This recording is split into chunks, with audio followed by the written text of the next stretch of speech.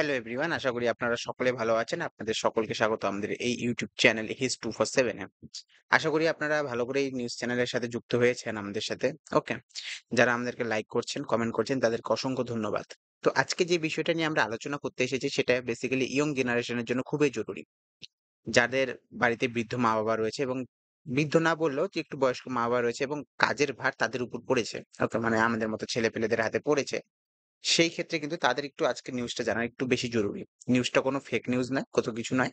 একটা বিশ্বস্ত সংস্থা, ওকে? ওয়ার্ল্ড ব্যাংক, আপনার নাম শুনে থাকবেন। ওয়ার্ল্ড ব্যাংক, আইএমএফ, অর্থনৈতিক দৃষ্টিকোণ থেকে। কারণ আমি বেসিক্যালি যেসব নিউজগুলো নিয়ে আসি সেগুলো অর্থনৈতিক দিক থেকে, টাকা পয়সার দিক থেকে একটু বেশি জরুরি হয়ে থাকে। দেখুন, আজকে আমরা যে বিষয়টা নিয়ে আলোচনা করতে এসেছি সেটা হচ্ছে ওয়ার্ল্ড ব্যাংকের একটা রিপোর্ট এসেছে। সেই রিপোর্ট অনুসারে সেই রিপোর্টটা আমাদের ইয়ং জেনারেশনের জানা প্রচন্ড জরুরি। কেন জরুরি? সেই জায়গা থেকে আমরা দাঁড়িয়ে বলছি যে ওয়ার্ল্ড ব্যাংক একটা কিন্তু রিপোর্ট বের করেছে। সেই রিপোর্ট অনুসারে কি বলেছে? ওয়ার্ল্ড ব্যাংক বলেছে যে আজকের দিনে দাঁড়িয়ে আমেরিকায় থাকা একজন ব্যক্তি যত টাকা ইনকাম করে তার ৪ ভাগের ১ ভাগ ইনকাম করতে কিন্তু আমাদের দেশের জনসংখ্যার কতদিন লেগে যাবে? ৭৫ বছর। মানে আপনি জিনিসটাকে একদম সহজভাবে বোঝার চেষ্টা করুন। যেমন ভেবে নিন আমি একজন ইন্ডিয়ান মানুষ, আমি একজন ইন্ডিয়াতে বসে রয়েছি। তেমনি আমেরিকাতে একজন বসে রয়েছে। সে ১ বছরে যত টাকা ইনকাম করে, তার জিডিপি পার ক্যাপিটা যত রয়েছে, ওকে? সেই জিডিপি পার ক্যাপিটার ৪ ভাগের ১ ভাগ আমাকে কামাই করতে কিন্তু লেগে যাবে ৭৫ বছর। ওকে? এটাই আজকে বলেছে। এবার জিনিসটা হিসাব করে দেখতে হবে কি বলেছে। দেখুন, এবার আমরা জানবো যে আমেরিকার মানুষ, ওকে? জিডিপি পার ক্যাপিটা মানে আমেরিকার একটি মানুষ প্রতি বছর কত টাকা ইনকাম করে থাকে। আপনি যদি এখনই ফেক নিউজের দিকে যাবেন না। কারণ পশ্চিমবঙ্গে প্রচুর পরিমাণে ফেক নিউজ ছড়ানো হয়। ওকে, হিন্দু মুসলিম করতে আমরা বেশিরভাগ ব্যস্ত হয়ে থাকি। সেই জায়গা থেকে বেরিয়ে যে একটা সঠিক নিউজের সঠিক বিশ্লেষণ কিন্তু আমাকে জানতে হবে। আপনি যদি না জেনে থাকেন সেক্ষেত্রে আপনি হিন্দু মুসলিম করে মরে যাবেন এবং একদিন গরিবের তো গরিবই থেকে যাবেন। গরিবের থেকে বেরোনো কিন্তু খুবই মুশকিল। কারণ আমরা মিডল ক্লাস ট্র্যাপে পড়ে রয়েছি। যেমন আমি, আপনি এরা সবাই কিন্তু মিডল ক্লাস ট্র্যাপে পড়ে রয়েছি। এই মিডল ক্লাস ট্র্যাপ থেকে বেরোনো কিন্তু খুবই মুশকিল। আপনি যদি একজন বয়স্ক হন এবং আপনি যদি বাড়ির সংসার চালানোর চেষ্টা করেন সেক্ষেত্রে দেখবেন যে আপনি যত টাকা ইনকাম করছেন তাও দেখবেন সংসারের অভাব ফুরোচ্ছে না। কেন ফুরোচ্ছে না সেই জায়গায় আসছি। বাকি কথা বাদ দিচ্ছি। দেখুন, আমেরিকায় বসবাসকারী একজন ব্যক্তি কিন্তু ১ বছরে কত টাকা কামাই করেন? আপনি যাবেন গুগলে লিখবেন ইউএসএ জিডিপি পার ক্যাপিটা। সেখানে আপনাকে দেখানো হবে ডলারে। সেই ডলারটাকে যদি ইন্ডিয়ান কারেন্সিতে ট্রান্সফার করেন, সেক্ষেত্রে আপনি দেখতে পারবেন যে একজন আমেরিকান মানুষ প্রায় ৬৪ লক্ষ টাকা কিন্তু ১ বছরে কামাই করে থাকে। কত টাকা? ৬৪ লক্ষ টাকা। এই ৬৪ লক্ষ টাকাকে যদি ৪ ভাগ করে থাকেন, সেক্ষেত্রে প্রতি ভাগের মধ্যে পড়ে থাকে ১৬ লক্ষ টাকা করে। মানে ৬৪ লক্ষ টাকা একজন আমেরিকান মানুষ ১ বছরে কামাই করে থাকে। তার ৪ ভাগের ১ ভাগ হলো ১৬ লক্ষ টাকা। সেই ১৬ লক্ষ টাকা ইন্ডিয়ান মানুষ কামাতে গেলে ১ বছরে সেক্ষেত্রে ইন্ডিয়ান জিডিপি পার ক্যাপিটা ১৬ লক্ষ হতে গেলে কত সময় লাগবে? ৭৫ বছর সময় লাগবে। সেটাই ওয়ার্ল্ড ব্যাংক বলেছে।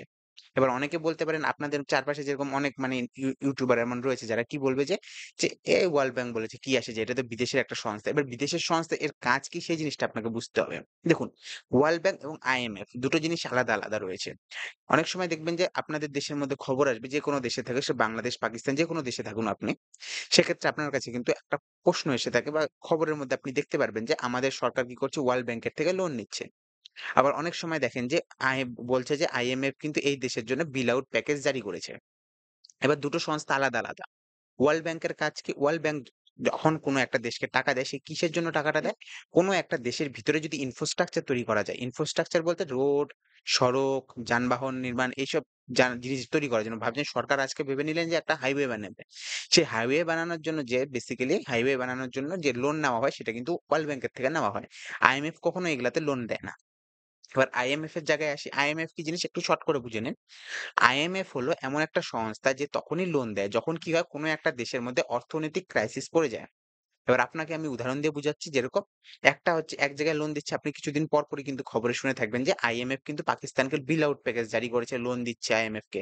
শ্রীলঙ্কার মধ্যে যখন সেনাপ্রধান সেনাপ্রধান বলছি রাষ্ট্রপতি যখন পালিয়ে গিয়েছিল সেক্ষেত্রেও কিন্তু সেক্ষেত্রে শ্রীলঙ্কার মধ্যে কিন্তু কি দেওয়া হয়েছিল? শ্রীলঙ্কাকে আইএমএফ থেকে কিন্তু লোন দেওয়া হয়। কোনো একটা দেশের যদি অর্থনীতি ভেঙে পড়ে, সেই দেশের কাজের জন্য কিন্তু আইএমএফ থেকে লোন দেওয়া হয়। ওকে? বাংলাদেশেও এখন পাবে হয়তো বলা হচ্ছে। কারণ বাংলাদেশের মধ্যে একটা অস্থিরতা সৃষ্টি হয়েছে, অর্থনৈতিকভাবে ভেঙে পড়ছে। সেক্ষেত্রেও কিন্তু আইএমএফ কে কিন্তু সরি বাংলাদেশকে কিন্তু আইএমএফ থেকে লোন দেওয়া হবে। ওকে? তো ওয়ার্ল্ড ব্যাংক এবং আইএমএফ কে বুঝে গেলেন তো? তো ওয়ার্ল্ড ব্যাংক একটা কত বড় সংস্থা। আমাদের দেশেও কিন্তু ওয়ার্ল্ড ব্যাংক আমরাও কিন্তু ওয়ার্ল্ড ব্যাংকের থেকে বিভিন্ন লোন নিয়ে থাকি। বিশ্বের বড় দেশগুলি নিজেদের অর্থ মিলিয়ে একটা ব্যাংক বানিয়েছে। সেই ব্যাংকের থেকে যেকোনো দেশ গিয়ে কিন্তু লোন নিতে পারে। তার দেশের মধ্যে ইনফ্রাস্ট্রাকচার বিল্ড করার জন্য। অন্য কোনো কাজের জন্য নিতে পারবে না। এবার আমরা মেইন জায়গায় আসি। এবার যে খবরটা ছড়িয়ানো হয়েছে সেই খবরটা যেটা প্রকাশ করা হয়েছে সেটা হচ্ছে আমেরিকান যে জিডিপি রয়েছে, জিডিপি পার ক্যাপিটা, আপনি জিডিপি এবং জিডিপি পার ক্যাপিটার মধ্যে কিন্তু অর্থ বুঝতে হবে। জিডিপি বলতে এক বছরে একটা দেশের মধ্যে কত পরিমাণ সমগ্র মানে জিনিসপত্র ও সামগ্রী উৎপাদন হচ্ছে সেটাকে জিডিপি হিসাবে ব্যবহার করা হয়। আর জিডিপি পার ক্যাপিটা যেটা হলো যে একটা মানুষ এক বছরে কত টাকা আয় করছে সেটা হচ্ছে জিডিপি পার ক্যাপিটা। প্রত্যেকটা ব্যক্তি মাথাপিছু কত করে কামাই করছে সেটা দেখতে হয়। আমেরিকান একটা মানুষ মাথাপিছু কত করে কামাই করে? ৬৪ লক্ষ টাকা করে কিন্তু। ৬৪ লক্ষ টাকা ইন্ডিয়ান কারেন্সিতে যদি হিসাব করে দেখি তাদের জিডিপি পার ক্যাপিটা অনেক করতে পারে। কিন্তু এভারেজ যদি একটা গড় হিসাব করেন সেখানে দাঁড়ায় হচ্ছে ৬৪ লক্ষ টাকা কিন্তু। ওকে?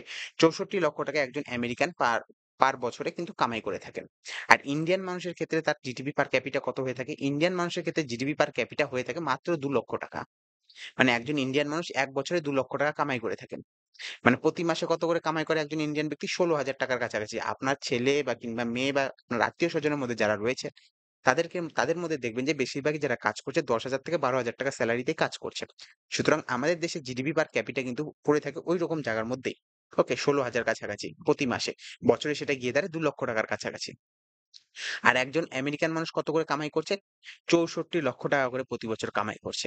এবার ৬৪ লক্ষের ৪ ভাগের ১ ভাগ হচ্ছে ১৬ লক্ষ টাকা। মানে আমাদের দেশের যে এখন আমরা যা কামাই করছি ২ লক্ষ কোটি টাকা, সে সরি কোটি টাকা বলে ভুল বলে দিচ্ছি। ওকে? ২ লক্ষ টাকা থেকে আমাদের ১৬ লক্ষ টাকায় যেতে গেলে আমাদেরকে কত বছর সময় লাগবে?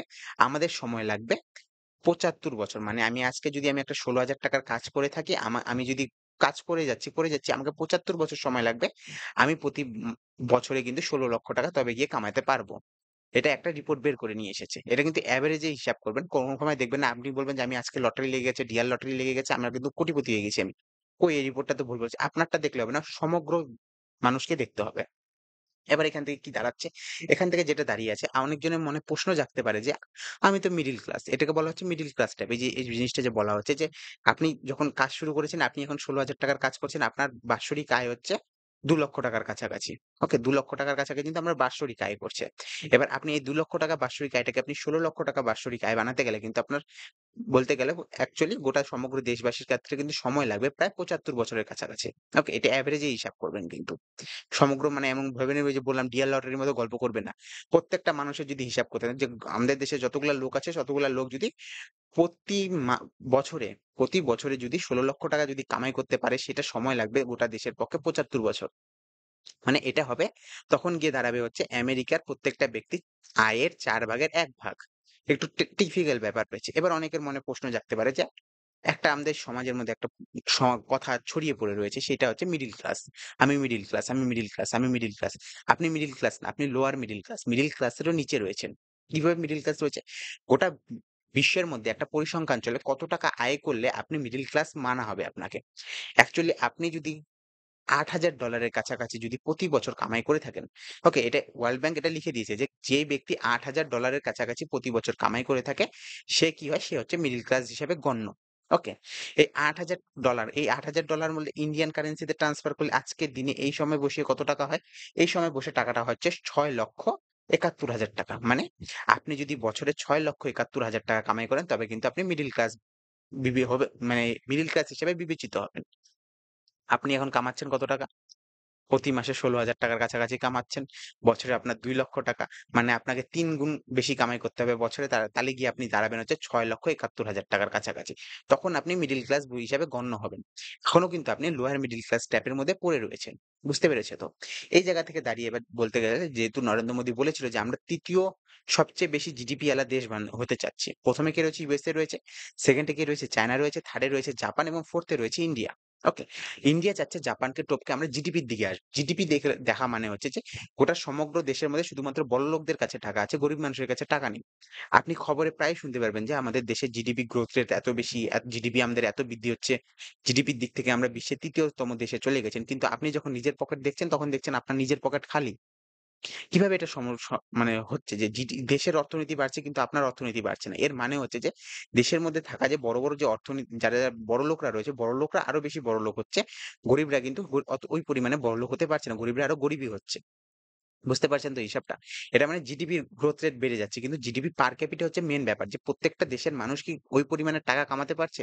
যখন হিসাব করা যাচ্ছে জিডিপি পার ক্যাপিটা সেক্ষেত্রে দেখা যাচ্ছে যে প্রতিটা মানুষ মাসে মাত্র ৳১৬,০০০ কামাই করছে, বছরে ৳২,০০,০০০ কামাই করছে। আর আমেরিকায় বসে থাকা একটা মানুষ কি করছে? বছরের মধ্যে ৳৬৪,০০,০০০ কাছাকাছি কামাই করছে।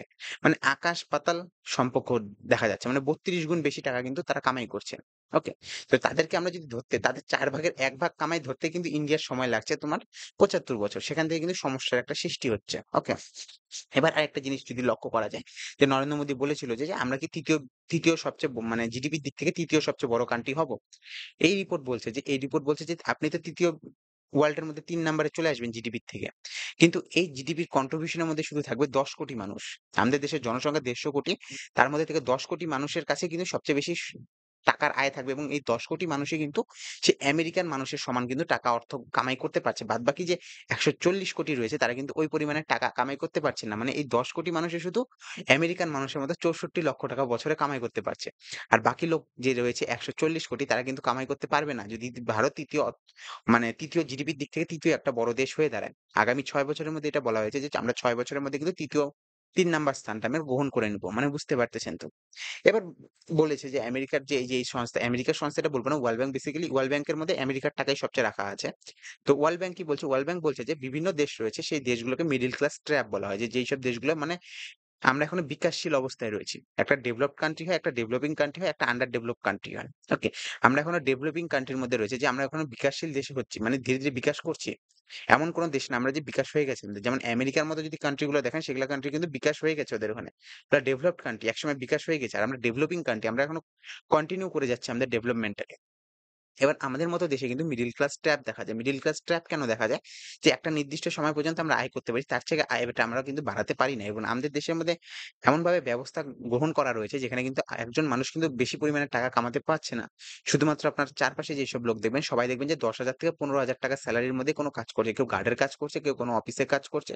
ছোট-মোটো কাজ করছে যেখানে আপনাকে সেলারি দেওয়া হচ্ছে মাত্র ৳১০,০০০ থেকে ৳১৫,০০০ র কাছাকাছি। ওর জন্য আমাদের দেশের বেশিরভাগ লোকের কিন্তু আয় কিন্তু ১৫ থেকে ৳১৬,০০০। তার জন্য আমাদের জিডিপি পার ক্যাপিটা বছরে গিয়ে দাঁড়াচ্ছে হচ্ছে মাত্র ৳২,০০,০০০। এবার আমরা ফিরে আসি। এবার যে জিনিসটা ফিরে আসছি যে এমন কিছু, কিছু দেশ রয়েছে যেই দেশগুলো কিন্তু নিজেকে জিডিপি পার ক্যাপিটার যে হিসাবটা রয়েছে সেটাকে পার করতে পেরেছে। তার মধ্যে সবচেয়ে বড় দেশ হচ্ছে ডেভেলপড কান্ট্রি গুলোর মধ্যে হচ্ছে একটা সৌদি আরব, কানাডা রয়েছে, পোল্যান্ড রয়েছে এবং রাশিয়া রয়েছে। রাশিয়া কিন্তু নিজেকে সেই জায়গা থেকে বের করছে। সেই মিডল ক্লাস ট্র্যাপ যে রয়েছে, সেই মিডল ক্লাস ট্র্যাপ থেকে কিন্তু বের করে নিয়ে এসেছে নিজেকে। রাশিয়ার মধ্যে প্রচুর পরিমাণে ইনভেস্টমেন্ট রয়েছে। সৌদি আরব তেলের খনি রয়েছে। ওকে? এছাড়া একটা দেশ রয়েছে যেই দেশটাকে সবচেয়ে বেশি মানে গণ্য করা হচ্ছে, সেই সবচেয়ে পাওয়ারফুল কান্ট্রি বলা হচ্ছে। পাওয়ারফুল বলতে না, ইকোনমিক দিক থেকে তারা পাওয়ারফুল না এবং নিজেকে চেঞ্জ করে। যেমন চায়না একটা দেশ রয়েছে, যেই দেশটা কিন্তু একসময় আমাদের জিডিপি এবং চায়নার জিডিপি কিন্তু সেম ছিল। আজকে চায়নার কিন্তু জিডিপি হয়ে দাঁড়িয়েছে ১৬ ট্রিলিয়নের কাছাকাছি। আর আমরা এখনো প্রায় ৩, ৩.৫ ট্রিলিয়নের কাছাকাছি পড়ে রয়েছি। ৪ ট্রিলিয়ন ইকোনমি এখনো পর্যন্ত হতে পারিনি। বলা হচ্ছিল ২০২৪ এর মধ্যে আমরা ৪ ট্রিলিয়ন ইকোনমি হয়ে যাবো। কিন্তু মাঝখানে কোভিড এসে গেল, রাশিয়া ইউক্রেন যুদ্ধ এসে গেল। সেক্ষেত্রে কিন্তু আমরা পিছিয়ে গেছি। এখন ৩.৫ ট্রিলিয়নই কাছাকাছি আমাদের কিন্তু জিডিপি রয়েছে। আর চায়নার জিডিপি কিন্তু ১৬ ট্রিলিয়নের কাছাকাছি চলে গেছে। আমেরিকা তো ২০ ট্রিলিয়ন পার হয়ে গেছে। ২৫ ট্রিলিয়নের কাছাকাছি। মনে করেন ৩০ ট্রিলিয়নের কাছাকাছি ইকোনমি রয়েছে। কিন্তু খাতা কলমে হিসাব দেখলে বা গুগলে সার্চ করলে আপনি দেখতে পারবেন সেখানে যে ২০ থেকে ২৫ ট্রিলিয়নের কাছাকাছি আমেরিকার কিন্তু জিডিপি। আর চায়নার কাছে রয়েছে ১৬ ট্রিলিয়ন, ইন্ডিয়ার কাছে রয়েছে বেসিক্যালি ৩.৫ ট্রিলিয়নের কাছাকাছি। তো সেই জায়গায় দেখতে হলে যে জিডিপি গ্রোথ রেট থেকে আমরা কিন্তু ৩য় নাম্বারে রয়েছি। কিন্তু হিসাবে যদি করে থাকি প্রতি ব্যক্তি আয় মাথাপিছু কত করে কামাই করছে সেটা কিন্তু অনেক নিচে চলে আসে আমাদের। আমেরিকাদের আমরা ধারের কাছেও নেই। ওকে? এবার আমরা যে জিনিসটা আসি যে একটা যেই দেশের মধ্যে কিন্তু তারা এই মিডল ক্লাস ট্র্যাপ থেকে বেরিয়ে যায় সেটা হচ্ছে চায়না।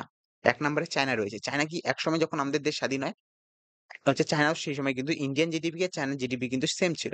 আজকে গিয়ে দেখেন চায়না এত পরিমাণে ইনভেস্টমেন্ট করেছে সেখানে এত পরিমাণে ম্যানুফ্যাকচারিং সৃষ্টি হয়েছে, এত পরিমাণে ম্যানুফ্যাকচারিং সৃষ্টি হয়েছে যে সেখানের লোক মানে এগিয়ে গিয়েছে। তারা প্রচুর পরিমাণে জিনিস তৈরি করতে এবং গোটা বিশ্বের মধ্যে জিনিস বিক্রি করছে। তাদের একটা প্রজেক্ট চলছে যেটা বলা হয় BRI belt and road initiative যার জন্য কিন্তু এই যে আজকে বাংলাদেশকে পুরোপুরিভাবে এই বাংলাদেশের অরাজকতার পিছনে কিন্তু বেসিক্যালি এই যে BRI প্রজেক্টটাই রয়েছে। এটার থেকে কিন্তু আমেরিকা খেপেছিল এবং আমেরিকা ষড়যন্ত্র করতে বাধ্য হয়েছে। এবার আমরা আরেকটু বাইরে বেরিয়ে আসি এবং আরো ভালো করে জানার চেষ্টা করি যে জিনিসটা, সেটা হচ্ছে চায়নার ইকোনমি। চায়না কিন্তু ম্যানুফ্যাকচারিং দিক থেকে কিন্তু নিজেকে এগিয়ে রেখেছে। আরেকটা দেশ রয়েছে যার হিসাব আমি বলব যেটা প্রচুর পরিমাণে এশিয়ান লায়ন যাকে বলা হয়, এশিয়ান টাইগার যাকে বলা হয়, সেই দেশটার নাম হচ্ছে দক্ষিণ কোরিয়া। নট উত্তর কোরিয়া, কিম জং উনের কথা আমরা বলছি না, আমরা বলছি হচ্ছে দক্ষিণ কোরিয়ার কথা। দক্ষিণ কোরিয়া এমন একটা দেশ যার কিন্তু অর্থনীতি খুব পরিমাণে বৃদ্ধি পেয়েছে। তো দক্ষিণ কোরিয়ার যদি আমরা হিসাব করে থাকি ১৯৬০ সালে যদি হিসাব করে থাকি, সেটা আজকেও বেরিয়েছে পেপারে। সেক্ষেত্রে আমি দেখলাম, ওকে, এই নিউজটা আমি ২ থেকে ৩ দিন আগে দেখেছি। কিন্তু আমি ভাবিনি এটা নিয়ে এত ডিটেইলস আলোচনা করতে হবে। কিন্তু পরবর্তীকালে দেখছি যে ছোট, ছোট নিউজ চ্যানেল বলছি না, ছোট, ছোট পেপারগুলা যে রয়েছে তাদের অনলাইন ভার্শনে এগুলো চালু করছে। কিন্তু নিউজ চ্যানেলে এগুলা দেখানো হয় না। এর জন্য দেখা হয় না কারণ কি? এগুলা জনগণের কোনো ইচ্ছা নেই। জনগণ শুধুমাত্র হিন্দু, মুসলিম, বাংলাদেশে কি হচ্ছে, নিজের দেশে খাওয়া নেই, বাংলাদেশে কি হচ্ছে সেসব নিয়ে আলোচনা করে থাকে। আমরা ফিরে আসি। ফিরে আসলে দেখব যে দক্ষিণ কোরিয়ার হিসাবটা কিরকম দাঁড়িয়েছে। দেখুন দক্ষিণ কোরিয়া ১৯৬০ সালে দক্ষিণ কোরিয়া কত টাকা কামাই করত? আপনি যদি লক্ষ্য করে দেখবেন যে দক্ষিণ কোরিয়া ১৯৬০ সালে মাত্র কামাই করত, তাদের জিডিপি পার ক্যাপিটা ছিল $১২০০। $১২০০ মানে বুঝতে পেরেছেন? $১২০০ মানে কতটুকু? $১২০০ এক বছরে $১২০০ কামাই করছে। মানে হচ্ছে প্রায় এক বছরে একটা ব্যক্তি ৳১,০০,০০০ মাত্র কামাই করত। ১৯৬০ সালের কথা বলছি। ওকে? জিডিপি পার ক্যাপিটা দক্ষিণ কোরিয়া ছিল ৳১,০০,০০০ মাত্র। একজন মানুষ এক বছরে ৳১,০০,০০০ মানে ৳১০,০০০ ও ন্যূনতম অবস্থায় কিন্তু তারা কাজ করত। ৳৮,০০০, ৳৭,০০০ পার মাসে তারা কামাই করে থাকতো। এবার দেখুন ২০২০ সালে তাদের আয় কত রয়েছে। ২০২০ সালে তাদের কিন্তু যে জিডিপি পার ক্যাপিটা রয়েছে, প্রতি বছর একটা ব্যক্তি কত আয় করে থাকে? $৩৩,০০০। $৩৩,০০০ মানে বুঝতে পারছেন বছরে কত টাকা? ৳২৭,০০,০০০। যেখানে ১৯৬০ সালে ৳১,০০,০০০ কামাই করত, আজকে তারা ৳২৭,০০,০০০ কামাই করছে। আমরা কামাই করছি ৳২,০০,০০০। আর হচ্ছে দক্ষিণ কোরিয়ার মতো দেশ যেই জায়গায় কিন্তু কামাই করছে ৳২৭,০০,০০০। এবার বলবেন দক্ষিণ কোরিয়া কোথায়? দক্ষিণ কোরিয়া যদি আপনি না বুঝতে পারেন, আপনাকে বলে দিই যে বিটিএস, হ্যাঁ? আপনার বাড়িতে ছেলে-মেয়ে যে থাকুক, মেয়ে বেসিক্যালি তারা কিন্তু বেশিরভাগ জনই কিন্তু ইন্ডিয়াতে বিটিএস ফ্যান। এই বিটিএস, ব্ল্যাকপিঙ্ক এই যে লোকগুলা যে রয়েছে, এগুলা হচ্ছে দক্ষিণ কোরিয়া। আপনি স্কুইড গেমের নাম শুনে থাকবেন, সেগুলা কিন্তু কোথায় থেকে তৈরি হয়? সে দক্ষিণ কোরিয়া থেকে শুরু হয়। ওকে? এই জিনিসগুলো যে রয়েছে, এই জিনিসগুলো হচ্ছে খুবই একটা জরুরি বিষয় হচ্ছে ইন্ডিয়ান মানুষের ক্ষেত্রে, যারা আমার মতো বয়সের রয়েছে তাদের কিন্তু এইসব জিনিস জানা খুবই প্রয়োজন। আর আপনি যদি না জেনে থাকেন সেক্ষেত্রে আপনি যদি এইসবই করতে থাকেন, আপনি এরকমভাবে আপনার জীবনযাপন চলবে এবং আপনি আগাতে পারবেন না। এটাই হচ্ছে মেইন মানে ফারাক একটা। একজন আমেরিকান ব্যক্তি কত টাকা কামাই করে? ৳৬৪,০০,০০০ কিন্তু প্রতি বছর কামাই করে থাকে। ৳৬৪,০০,০০০ পার অ্যানাম প্রতি বছর। একজন দক্ষিণ কোরিয়ার লোক কত টাকা কামাই করে থাকে? ৳২৭,০০,০০০। ওকে, ৳২৭,০০,০০০। একজন ইন্ডিয়ান এক বছরে কত টাকা কামাই করে থাকে? সেটা মাত্র শুধুমাত্র কত টাকা করে থাকে? ৳২,০০,০০০, যেটা প্রতি মাসে হিসাব করলে দেখা যায় ৳১৬,০০০। এটা সত্য যে আপনার চারপাশে যারা কাজ করে ১০ থেকে ১৫,০০০, হাইয়েস্টলি ৳২০,০০০ র কিন্তু কাজ করে থাকে। ওকে? তো এটাই জানা দরকার। এই জিনিসটা জানার জন্য আমরা কিন্তু আজকের এই ভিডিওটা বানিয়েছি। ভিডিওটা অনেক বড় হয়ে গিয়েছে বাকি ভিডিওদের তুলনায়। আশা করি আপনি বুঝতে পেরেছেন। আমাদের সাথে থাকলে আমাদের চ্যানেলটিকে সাবস্ক্রাইব করতে পারেন, শেয়ার করতে পারেন, লাইক করতে পারেন। শেয়ার না করলেও চলবে, লাইক করলে চলবে। দেখা হবে অন্য একটা ভিডিওতে। Have a good day. Bye, by.